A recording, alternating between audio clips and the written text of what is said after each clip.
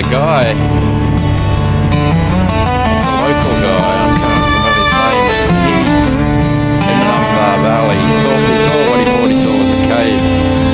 And he it's a festive season. Get up there. In the Ozzy bush, I don't think it turned. riding my motorcycle. It's just amazing that I think it's such a rush. Santa Claus kangaroo sled might just come around the next bend. That cave. I'll give him a wave and beat my horn, give him the finger, have a land. That was only like 2 or 3 years ago. Oh, it's Christmas time, they haven't banned it yet. Gonna ride my bike to beat the blue. Yeah, riding a motorcycle is the best bet. Yeah, this have a merry Ozzy Christmas time. 93 horsepower goes down the side. Have a merry Ozzy Christmas time. Leaves the city life behind. But remember, on blind corners, take the middle to gutter. Yeah, it is a mighty fine bike, but it does go out of sight. Rides like the wind. You couldn't really ask any more of a bike. It's just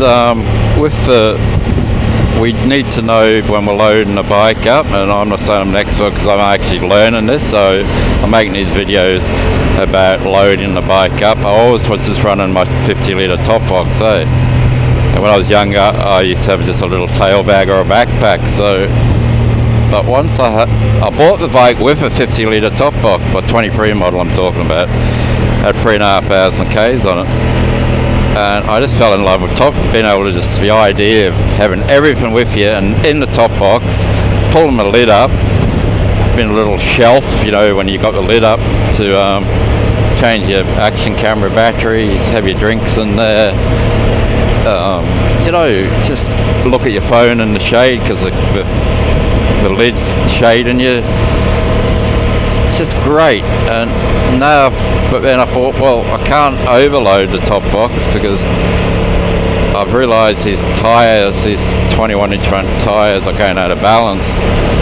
Like this thing got 5,000 Ks. It's never been jumped, never hit a gutter, never been dropped. Yeah, there's a wheel balance, but it's slight. You would not notice. So no, look here. I'm just making sure I get over crest of the hill and doing this safely. Bike's going a straight line. Now this is the road where when I drop down a certain, I'm decelerating. When I drop down about there,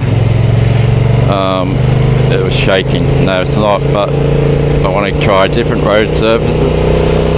I've taken the top box off to cut a long story short, so my $1,400 with everything on it top box, that's what they're worth to buy if you buy the top box and the bracket to go over top box, because the Honda bracket and a pillion seat fin that goes like a cushion that goes onto the about $1,400. And it's a Honda accessory, and I've had to take it off now because the Karoo 3 tyres I got on just won't keep balance. But you should not go out of balance after 5,000 Ks when you haven't done any off-road riding apart from 60 Ks of a border ranges public road. It's a dirt track, yeah, dirt road, but it's a public one. And there was no issues with it. There was no big rocks. I have not hit anything with my front wheel this bike. Now, what I think is when this suspension, when this 21-inch front wheel encounters potholes like we do on the back road here, we're not talking about wheel swollen potholes. We're just talking about potholes on back roads. This is a back roads bike. This is not a motorway bike. Yeah, when you haven't got Karoo 3 tyres on, when you've got proper tyres, like the Dunlop Mix Tours or the Scorpion Trail 3 tyres, it's a great motorway bike if that's what you like doing. You can cruise at any speed and all you will hear is the wind, and if you have a taller screen, it is great. But I've had the taller screen on this bike, went up to here on my 23, and I went to put it on my 25, because I traded the 23 on the 25, and it won't fit because of different headlight design, so there you go. So I've got it sitting at home. I can't fit the taller screen, but hey, I've got the smaller screen, and I like it because it is warm, and I don't think the wind is any worse than my tall screen on my 25 model. So I'm only 5'7" with very short legs, shortish legs, 28-inch inseam legs. So I don't sit very high up, and I'm getting a good waft of wind here, and the wind noise is not even excessive with a short screen. It's not, compared to probably a lot of road bikes, it's probably good. But what the issue is the road noise, from the tyres. Sorry, I don't want to let the Karoo Street tyres off a hook. It's all the Karoo Street tyre, the whine, the high-pitched noise. It's all over the forums, and I think they've fobbed off Australian purchases with substandard Karoo Street knockoff tyres. That's what I think. A bit of a tyre racket going on, Why is some people saying there's no noise and some people saying there is, More than one person. Most people just get rid of them because they can't stand the noise, So these Karoo Street tyres can't hold a tyre balance. I'm just putting my theory. And you only notice it when you're taking the wheels off there. Because if it's simply, look, the tyres... Oh, welcome back to the channel. Yeah, so this known Honda Transalp tyre wheel wobble at low speeds. We're not talking about a high speed wobble, we're talking about a deceleration oscillation with a front wheel. So we've got to make that distinction between, a wobble at speed, because I've never encountered any wobble at any speed. We're talking about a deceleration wobble. So you're going at like 4,500 RPM, and I'm pretty sure it's in third and second. So let's say right I'm it. So I'm deep. I won't do it here, the road's too smooth, but I'll just give an example of what I'm on about. So we're going down. Now this is where the wobble would start, and it would oscillate like that. It would go like that. Now that was happening 2 days ago with my top box on and the panniers. So I've got this feeling that this bike cannot have panniers and top box on at the same time. With these tyres. I believe if these had Pirelli Scorpion Trail Free tyres on, so they're a very road-orientated, sports road-orientated tyre. I think they might be the most sports-oriented, quick steering tyre you can get for this bike at the moment. Correct me if I'm wrong, because I would like to try an even more road-orientated. Because I think the Scorpion Trail Frees are 5% off-road, but they're capable, and they are, because I had them on my 23 model and I went down at dirt roads. But like even these Karoo Street tyres, which are having an 80/20 tyre, they will not handle any mud. Believe me, they won't handle mud. No, you have to have a full knobby tyre, and even then, hey, you're gonna have to be careful with mud on a heavy bike. I rode my 300 rally on red clay mud with the standard tyres on the rally, and I had to be really careful, really careful, because they make, that red clay just gets in, it just makes it like hard packed mud, a mud base, makes your wheel just like a roller skate.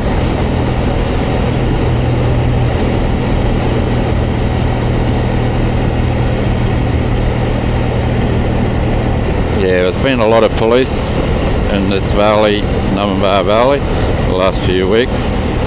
I pulled up at a rest stop 2 days ago. I've got the footage, I don't think I'll put it on YouTube. And it was like one of those, I could make it into a really good short. And I wasn't really, I came into the rest stop and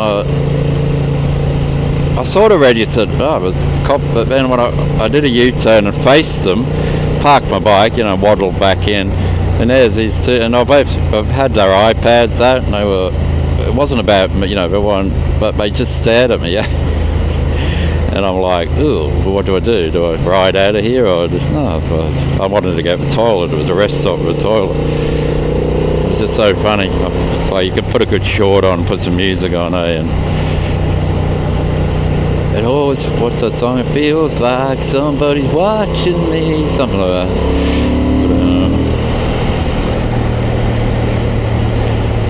Yeah, but they were obviously doing a highway patrol and just taking a break and doing whatever they were doing on the road, but checking whatever they were doing.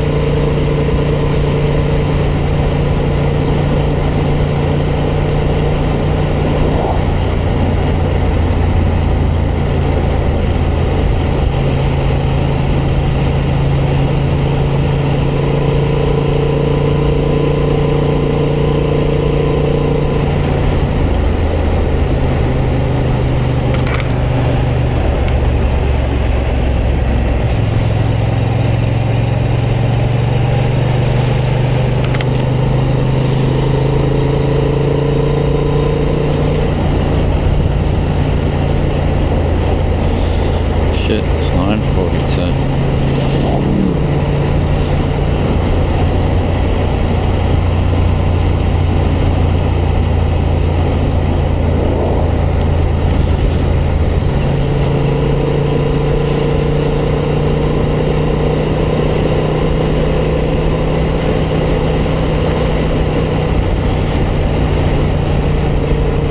Hi, welcome back to the channel. Yeah, so here we are, a beautiful number Valley on the 25 Transalp. Yeah, a bit of bike nerd talk about loading up these adventure bikes, and I guess specifically with Transalp, but it might apply to more than a Transalp, mid-weight adventure bike with a 21-inch front wheel. So I think this is mainly going to apply to bikes with 21 inch, and there's not many, there's not many 90 sports touring bikes with 21-inch front wheels, and this is a sports touring bike. This can really handle the road, but with a 21-inch front wheel and with the roads that it is going to be used for is roads with imperfections. So roads with imperfections are going to have potholes, and we're not talking about wheel swallowing potholes necessarily, because they're generally manageable potholes, but these are back roads, but they're not. These are public roads, but so I don't think this 21-inch front wheel combined, maybe with a rake and the weight of a bike, can handle the tolerance for the wheel balance, I guess, is amplified by a top box, which I have taken my top box off just to test this theory out. With a very light top box, a very lightly loaded, very lightly we're talking about, and no panniers, so there's no wobble. As soon as you introduce a little bit of weight into that top box on certain road conditions, and you take your hands off the bars, because you're feeling, when you've got your hands in bars, you're going through some low, say you're just going through some rough, low speed, twisted, rough road, you can feel this like, oh, what's that? When you're taking a right hand turn normally, just a little, not a noise, not even a, you just, you know, if you're taking note, we can feel the road, we can feel through a tyre, and you just feel that in the first opportunity you get, you take your hands off the bars to test your steering, and you decelerate down, you know, down to between 4,000 RPM down to 3.5, and all of a sudden the bike will wobble with your hands off the bars. So obviously when you put your hands back on, it's not wobbling. I wouldn't be riding a bike.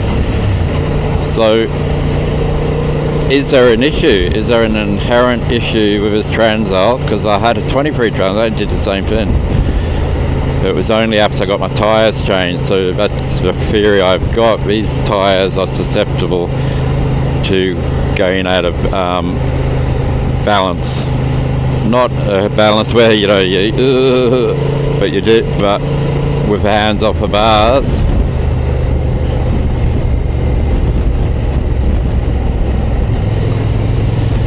No, that's the road, right? So you've got to differentiate when you have a little bit of a, you know, when you're going up a tin bump, you haven't got your hands on the bars. I'm not talking about that. This oscillation will do it on the smoothest of roads as well.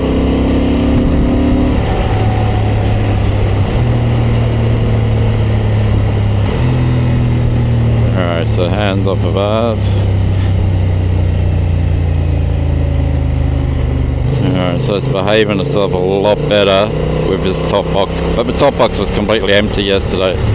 On my way home I emptied it and put the load into the side pedal. So that means, okay, well, I can't use my top box, or I could use my top box. It's got to be like a ham sandwich and a small banana, and maybe I can, but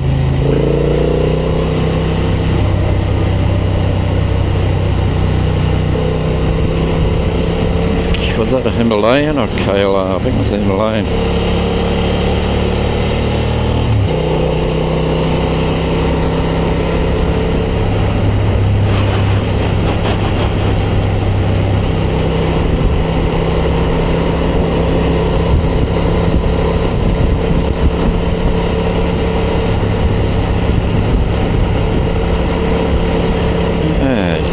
Up on the pegs, see through the corners.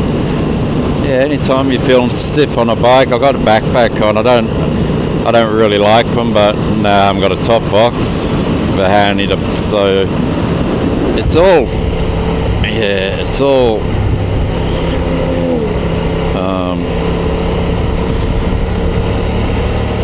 trial and error. Like you put a backpack on and you think, oh, this is great, I can put the kitchen sink in my backpack, or I can at least put some stuff in. Then after 2 hour, because we want to ride all day, we're on an adventure bike, we're not on a sports bike. People who ride adventure bikes, we can stay it for 10 hours because the bikes are so comfortable. But upright, I've got the Honda low sit, I haven't got a comfort sit on, I've just got the Honda low sit on because I'm a short person. And you can stay out, but the thing is, when you're feeling just a little bit, you just stand up, eh? And you move, you're using different muscles, eh? You're taking a load off your backside.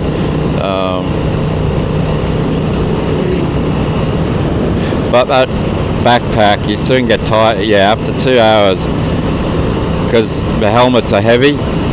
even I've got a mid-price helmet. I got the same one as Itchy Boots has got on the Airho Commander. As a popular, it's got the peak on it,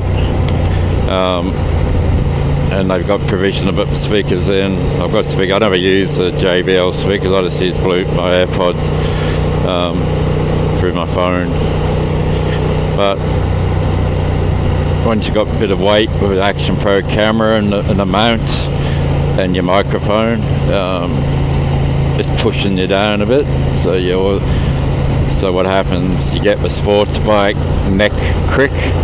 You know, when a sports bike, and you're having to, because this is your natural position, and you're having to look up to see the road, and you get that crick in the neck, which can be pretty bad. I had an FJ 1200 and back the 85, 86 model. It was a little bit more sports position, I think. I'm not sure because I haven't ridden the newer models. And I got the same thing, but I did have an old 85 Bell helmet, so it may have, it was a heavy helmet. So a backpack can drag you down a bit, push you down a bit, and so you're sort of cricking your neck to keep up, especially when you got a camera, because you're conscious you got to keep your camera up to get a good shot. You don't want to be just looking down at your phone, so you want to be.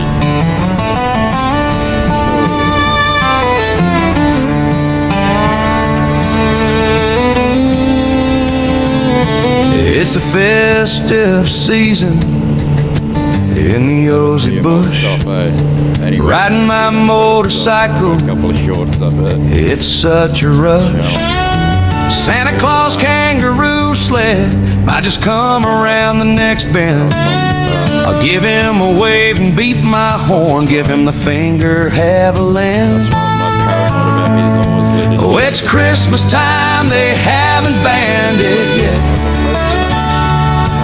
Gonna ride my bike to beat the blues. Yeah, riding a motorcycle is the best bet. Have a merry Aussie Christmas time. Have a merry Aussie Christmas time. But remember, on blind corners, take the middle two gutter lines. I